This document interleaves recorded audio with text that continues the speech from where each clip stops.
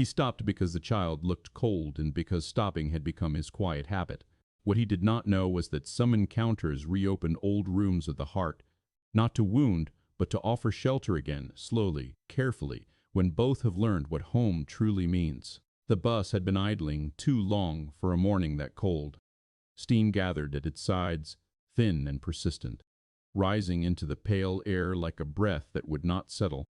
Cars passed without slowing. People had places to be, and the road was already narrow with impatience.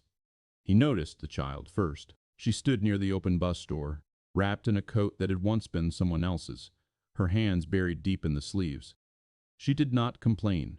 She did not move much at all. She simply watched the road with the careful stillness of someone used to waiting.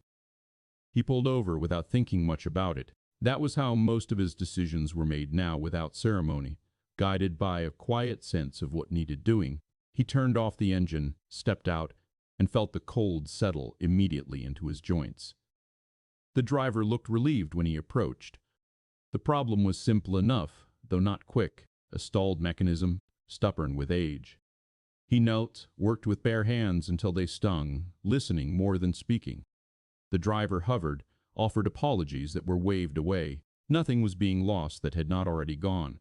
Inside the bus, passengers shifted, sighed, checked their phones. The woman sat a few rows back, close enough to the child to reach her without standing. She rested a hand lightly against the seat in front of her, as if grounding herself there. Her posture was composed, her expression unreadable, but her eyes followed every movement outside the window. She did not recognize him at first. Or if she did not allow it to surface. Years had a way of rearranging faces, sanding down what had once felt unmistakable. He was broader now, slower in his movements. There were lines at his eyes that had not been there before, lines earned quietly. When the bus door creaked wider, the cold rushed in. He glanced up, instinctively, and their eyes met for the briefest moment. It was not shock that passed between them, not surprise. It was something softer and heavier, like the echo of a sound heard long ago. Her gaze lingered a fraction longer than politeness required. His did the same, though he looked away first, back to the task at hand. The child leaned forward then, peering past the woman's shoulder. Her eyes were bright with curiosity, not impatience. "Is it fixed?" she asked, her voice small but clear. "Almost," he said, without thinking, and gave her a nod meant to reassure. It was a tone he had perfected over years, honest, without being alarming. She smiled at that, a quick, unguarded thing, and settled back again. The woman's hand shifted, resting briefly against the child's sleeve, a touch so light it could have been accidental. The repair took longer than expected. Metal resisted. Time stretched. When it was finally done, there was no triumph in it, only relief. He wiped his hands on a cloth offered by the driver and stepped back. Applause broke out from a few seats. It embarrassed him more than it pleased. He shook his head slightly, already moving toward his car. "Wait," the woman said, standing now. Her voice carried easily, steady but low. He turned. Up close, the years were clearer. The familiar curve of her mouth remained, though it held itself differently now. There was confidence there, yes, but also restraint. She thanked him simply, without embellishment. He nodded once. It was nothing. They stood there for a moment longer than necessary. The driver cleared his throat. The bus door began to close. The child waved. He raised his hand in return, surprised by how much that small gesture stayed with him as he drove away. The bus pulled back into traffic, its presence quickly swallowed by the road. He did not follow it with his eyes for long. There was work to do, a schedule to return to, a life waiting that depended on him keeping things moving. Still, as the morning went on, he found himself thinking of the way the child had stood so quietly in the cold, of the woman's voice, of how some things, once stopped, did not start again the same way. The apartment was warm when they came in, the heat having finally learned its rhythm after years of negotiation. He hung his coat by the door, then reached for the child's, shaking out the cold before placing it on the hook she could reach by herself. She slipped off her shoes neatly, lining them beside his without being asked. "Soup?" he asked. She nodded, already carrying her bag to the small table near the window. Morning light crept in through the thin curtains, catching on dust motes in the edge of the chipped mug. Nothing in the room was new, but everything had its place. He had learned that order mattered, especially in small spaces. He moved through the kitchen with practiced economy. The pot was already there from the night before, thick with vegetables, the kind that improved with time. As it warmed, the smell settled into the room, familiar and reassuring. The child watched him quietly, her chin in her hands. "Did you fix the bus?" she asked. "I helped," he said. "The driver did most of it." She considered this, then accepted it. He poured the soup, blew on the surface before sliding the bowl toward her. She ate slowly, careful not to spill. He waited until she was settled before taking his own seat. They did not talk much while eating. They rarely did. Words were used when they were needed, not to fill space. Outside, the city moved on, unaware of the small ritual taking place within these walls. Later that afternoon, there was a knock at the door. He opened it cautiously, as he always did, his body already angled slightly forward, protective without being obvious. The woman stood there, her coat folded neatly over her arm, her hair pulled back with more care than the morning had allowed. "I hope this isn't an imposition," she said. "The driver mentioned you lived nearby." The child appeared at his side, curious again, her presence immediate and anchoring. "It's fine," he said after a moment. He stepped aside. The woman paused at the threshold, taking in the room without comment. Her eyes moved gently, not lingering too long on anything. She seemed to understand the rules of this place instinctively. "I brought something," she said, holding out a small paper bag. "As thanks." Inside were rolls from a bakery a few streets over, still warm. He accepted them with a nod. "You didn't have to." "I know," she said simply. They sat at the table together, the child between them, tearing bread carefully and offering pieces without ceremony. The woman declined at first, then accepted, mirroring the child's movements more than his. "This is nice," she said, not meaning the food alone. He did not answer, but something in his posture eased. They spoke of ordinary things. School schedules, the weather, the unreliability of public transport. The woman asked questions without prying, listened without interruption. When she spoke of her own life, it was in broad strokes, edges softened, titles left unspoken. The child warmed to her quickly. She showed her a drawing taped to the fridge, explained its colors with earnest seriousness. The woman listened as if it mattered deeply. When it was time to leave, she stood without haste. "Thank you for letting me stop by." "You're welcome," he said. At the door, she hesitated. "I'll be around," she said, not as a promise, not as a request, just a fact. After she left, the apartment felt no different, and yet subtly altered, like furniture shifted an inch to catch the light better. The child washed her hands, humming softly. He stood by the window for a moment, watching the street below, aware that something had entered their routine. Not disruption, not danger, just presence. And he wondered, briefly, what it would require to let it stay. The next time she came, it was raining. Not heavily, just enough to soften the edges of the afternoon and darken the pavement outside the building. He heard her steps in the hallway before the knock, measured and unhurried, and opened the door without surprise. She stood there with a small umbrella folded carefully at her side, droplets still clinging to the fabric. "I was nearby," she said. "I thought I'd return the container." He took it from her. Clean, dry, handled with care. "Come in," he said, stepping aside. The child was on the floor with her books spread out, her school uniform loosened, but not yet changed. She looked up and smiled in recognition, as if this were the most natural thing in the world. The woman smiled back, the expression reaching her eyes this time. Rain tapped gently against the windows as they settled into the familiar arrangement around the table. The child worked quietly, stopping now and then to ask a question she already half knew the answer to.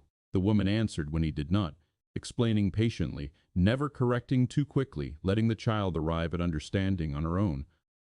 He noticed that time moved differently when she was there, not faster, not slower, just with fewer sharp edges. Conversations drifted and returned.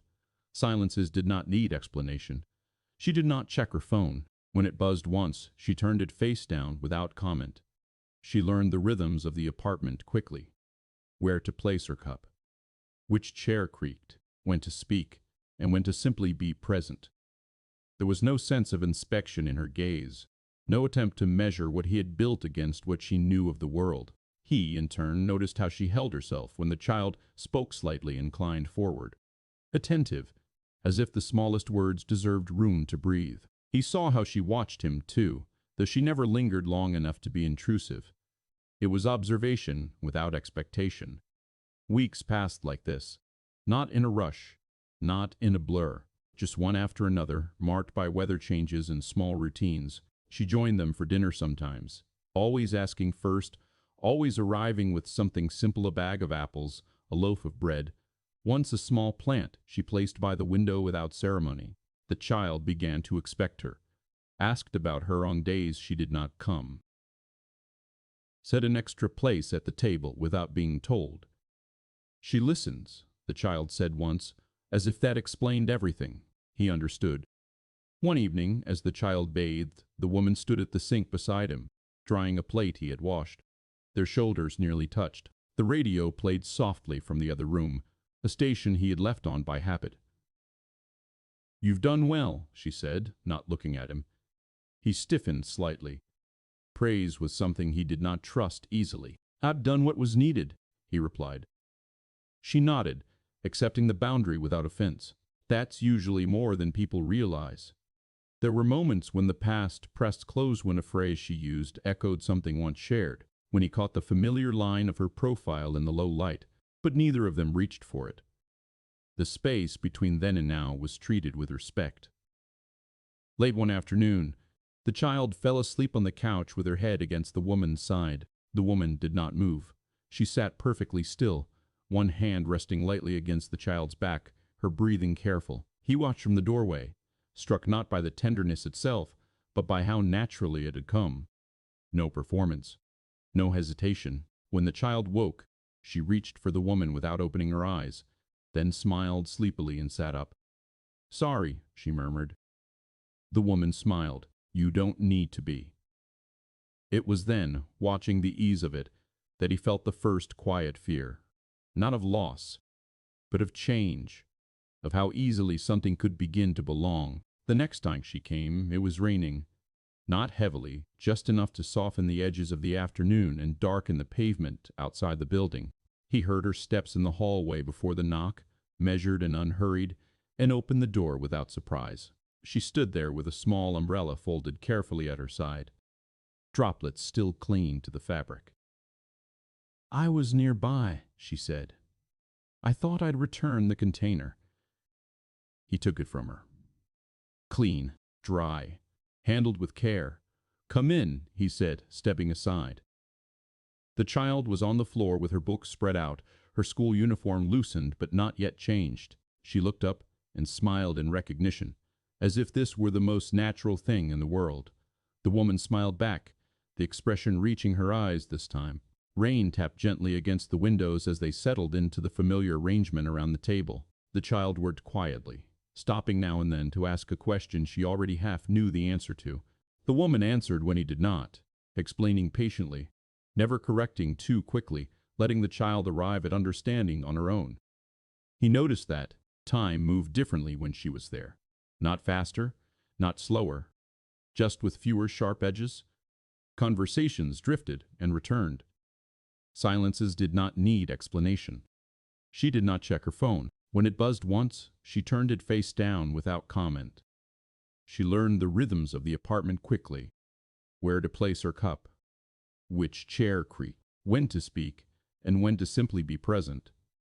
There was no sense of inspection in her gaze, no attempt to measure what he had built against what she knew of the world. He, in turn, noticed how she held herself when the child spoke, slightly inclined forward, attentive, as if the smallest words deserved room to breathe. He saw how she watched him too, though she never lingered long enough to be intrusive.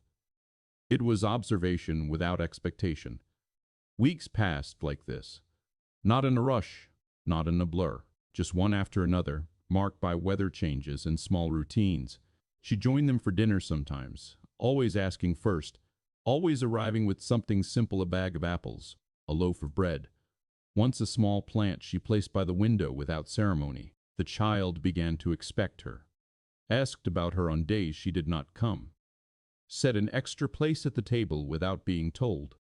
"She listens," the child said once, as if that explained everything. He understood. One evening, as the child bathed, the woman stood at the sink beside him, drying a plate he had washed. Their shoulders nearly touched. The radio played softly from the other room, a station he had left on by habit. "You've done well," she said, not looking at him. He stiffened slightly. Praise was something he did not trust easily. "I've done what was needed," he replied. She nodded, accepting the boundary without offense. That's usually more than people realize. There were moments when the past pressed close, when a phrase she used echoed something once shared, when he caught the familiar line of her profile in the low light, but neither of them reached for it. The space between then and now was treated with respect. Late one afternoon, the child fell asleep on the couch with her head against the woman's side. The woman did not move. She sat perfectly still, one hand resting lightly against the child's back, her breathing careful. He watched from the doorway, struck not by the tenderness itself, but by how naturally it had come. No performance, no hesitation. When the child woke, she reached for the woman without opening her eyes, then smiled sleepily and sat up. "Sorry," she murmured. The woman smiled. "You don't need to be." It was then, watching the ease of it, that he felt the first quiet fear, not of loss, but of change, of how easily something could begin to belong. After that afternoon, nothing was said about the child falling asleep against her. There was no acknowledgement, no careful clearing of space around it. The moment was allowed to remain as it was, unclaimed, unexamined, quietly intact. The woman continued to come and go with the same restraint. Some days she stayed only long enough for tea. Other days she lingered, folding laundry beside him or sitting at the table while the child practiced her spelling. She never rearranged anything, never asked to make changes. She fitted herself into the shape of the household without pressing its walls outward. He began to notice the way she waited. When the child spoke, the woman let her finish, even when the words came slowly. When he considered a response, she did not rush to fill the silence. There was patience in her that did not feel learned or strategic. It felt chosen. One evening, as they walked together from the school, the child skipping ahead to avoid puddles, the woman matched his pace without comment. Cars passed. The streetlights flickered on one by one. "She likes routine," he said, not quite sure why he was explaining. "So do I," she replied. He glanced at her then. She was looking ahead, hands tucked into her coat, her expression calm. It struck him that for someone whose life was likely governed by constant decision, she seemed most at ease here, in the quiet margins. The child slipped her hand into the woman's without asking. The woman accepted it naturally, adjusting her stride so the child would not have to. He felt a familiar tightening in his chest, not alarm, but vigilance. He had learned to guard the small, essential things. He told himself that care did not always lead to loss. Later that night, after the child was asleep, they sat across from each other at the table. A single lamp cast soft shadows on the walls. The woman spoke first. "You don't ask much about me," she said, without accusation. "I don't want to assume," he replied. She nodded. "That's fair." They sat with that for a while. When she spoke again, it was measured. "My work is demanding," she said. "It takes more than it gives sometimes." He listened. He did not ask what the work was or where it took her. Titles and numbers were not the measure he used anymore. "I won't disrupt this," she added, gesturing gently around them, "if that's a concern." It was. He did not say so aloud, but she seemed to understand anyway. "I know what stability costs," she continued. "I wouldn't threaten it lightly." Her words were not a promise. They were a statement of values. He found that easier to trust. The child appeared in the doorway then, hair rumpled, eyes heavy. "I had a bad dream," she said simply. He stood at once, but the woman rose with him. Together, without discussion, they walked the child back to bed. The woman sat on the edge, smoothing the blankets while he waited by the door. "You're safe," she told the child, her voice low. "You're not alone." The child nodded, reassured, and turned onto her side. When they returned to the kitchen, the quiet felt deeper, more settled. At the door, the woman paused, her hand resting briefly against the frame. "I'll see you tomorrow," she said. He hesitated, then nodded. "We'll be here." After she left, he stood alone in the dim room, listening to the ordinary sounds of the building settling for the night. He understood now what had been growing. Not urgency, not desire sharpened into demand, but trust, and the knowledge that once it took root, it asked something in return. The first sign came quietly, the way most truths did when they no longer wished to be hidden. A car waited outside the building one evening, engine running, its windows darkened. It was newer than the others on the street, cleaner, its presence slightly out of place. He noticed it as he always noticed things that did not belong. He said nothing, but the awareness settled into him and stayed. The woman arrived a few minutes later, her expression unchanged, her greeting warm but more careful than usual. She removed her coat, set her bag down, and paused, as if weighing whether to speak. The child was at the table, coloring, humming softly to herself. They ate together, but the rhythm was altered. The woman listened more than she spoke. When the child laughed, she smiled, though the smile did not linger. He watched her closely, his instincts quiet but alert. After dinner, while the child washed her hands for bed, the woman stood by the window, looking down at the street. The car was still there. "I need to tell you something," she said, not turning around. He waited. "My life outside this place is larger than I've let on," she continued. "Not because I wanted to mislead you, because I didn't want it to matter." He leaned against the counter, arms crossed loosely. "Does it?" She turned then, meeting his eyes. "It might." She spoke without drama. No grand reveal, just facts, offered carefully. Her work, her position, the responsibilities that followed her even here. She did not name numbers or titles, but the shape of it was unmistakable. Power carried quietly, but undeniably. He felt the shift immediately. Not in how he saw her, but in how he saw the space around them. How fragile it could be under the weight of attention. How easily routine could be disrupted by demands that did not ask permission.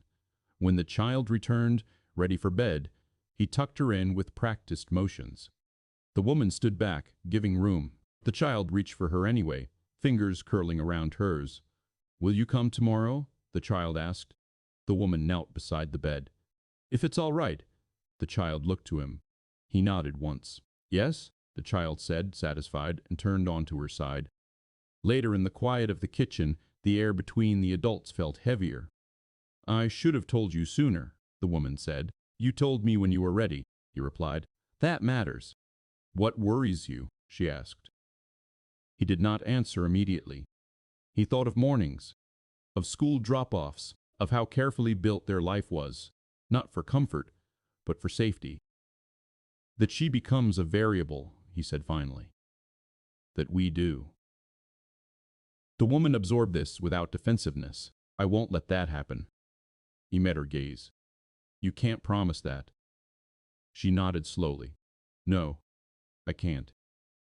Silence stretched. Not tense, but deliberate.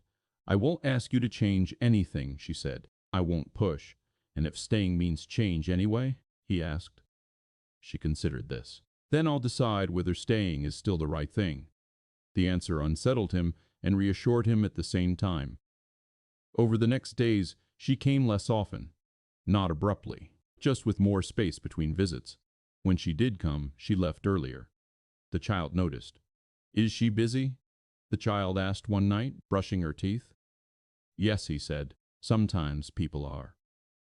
The child accepted this, but her questions became quieter, her laughter a little less immediate. One afternoon, the woman did not come at all. Instead, a message arrived, brief, apologetic, restrained. He stood at the window longer than usual that evening, watching the streetlights come on. The apartment felt unchanged, and yet hollow in a way he could not immediately define. He wondered if caution had already begun to cost them something. That night, the child hesitated before going to sleep. "She's not gone, is she?" she asked. He sat on the edge of the bed. "No," he said. "Sometimes people step back so they don't do harm." The child considered this. "I don't think she would." He smiled faintly. "Neither do I." But knowing that did not remove the weight. It only made it clearer what was at stake. She returned on a Saturday morning, not with an announcement, not with explanation. She rang the bell and waited, her hands folded loosely in front of her, her posture steady. When he opened the door, she did not search his face for permission. She simply met his eyes and stood there, prepared for whatever he chose to give. The child appeared behind him almost immediately. "You came," she said, relief bright and unguarded. "Yes," the woman replied. "I said I would." They let her in. Coats were hung.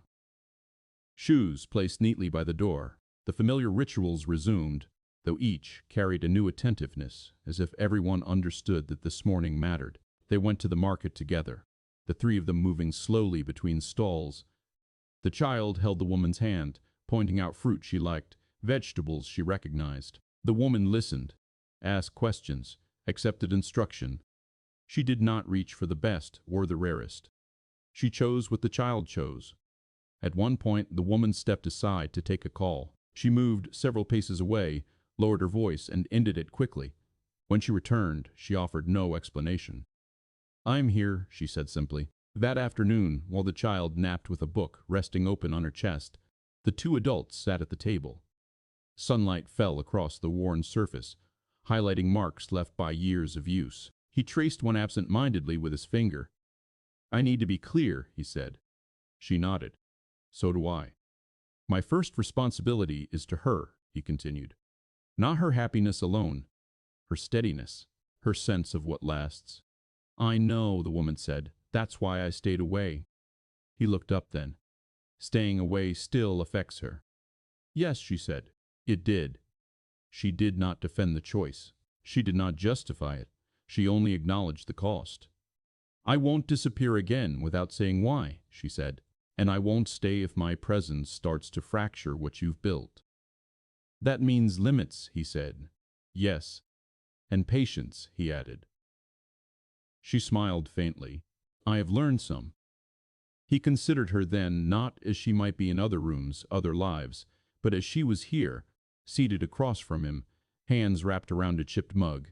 "There are parts of my life that don't bend easily," she said. "But I can choose where I stand, and who I stand with." He heard the distinction. It mattered. When the child woke, groggy and warm, she wandered into the kitchen and climbed onto the woman's lap without asking. The woman steadied her instinctively, resting her chin lightly against the child's hair. "Are you staying for dinner?" the child asked. The woman looked to him. "Yes," he said after a moment. The word felt deliberate, not a concession, a choice. They cooked together, the woman following his lead. The child assigned small tasks she took seriously. Laughter surfaced, quiet and genuine. Nothing extraordinary happened. And yet everything had shifted. Later, as the woman prepared to leave, she knelt to the child's level. "I'll see you soon," she said. "Not always, but regularly." The child nodded, satisfied with the honesty. At the door, the woman turned to him. "Thank you," she said, "for telling me where the line is." He held the door open. "Thank you for respecting it." She hesitated, then spoke again. "I care for you. Both of you. In the way that grows, not the way that takes." He met her gaze. He did not answer with words. He answered by letting her stay a moment longer, by not stepping back. After she left, the apartment felt steady again, not untouched, but intact. The child yawned, leaning against his side. "She feels like family," she said, without emphasis. He rested his hand on her shoulder. "Family is built," he said, "one day at a time." That night, as he turned off the lights, he understood what had been chosen. Not certainty, not control, but care, and the courage to protect it. The changes that followed were quiet enough to be missed by anyone not living inside them. The woman did not move into the apartment, nor did she try to redraw the shape of their days. Instead, she adjusted herself around what already existed. She arrived when she said she would. She left when it was time. Her presence became predictable in the best way, reliable without being assumed. The child responded first. She stopped asking whether the woman would come and began asking what they would do when she did. Homework shifted naturally to the table where the woman sat, working silently on her own things, close enough to be reached with a question or a touch. Evening settled into an easy pattern of shared meals and small conversations. The woman learned the child's preferences without interrogation, how she liked her vegetables cut, which stories she wanted read twice, which nights she needed more quiet than usual. She did not correct the child unless it mattered. She did not undermine his authority but supported it, reinforcing rules gently, consistently.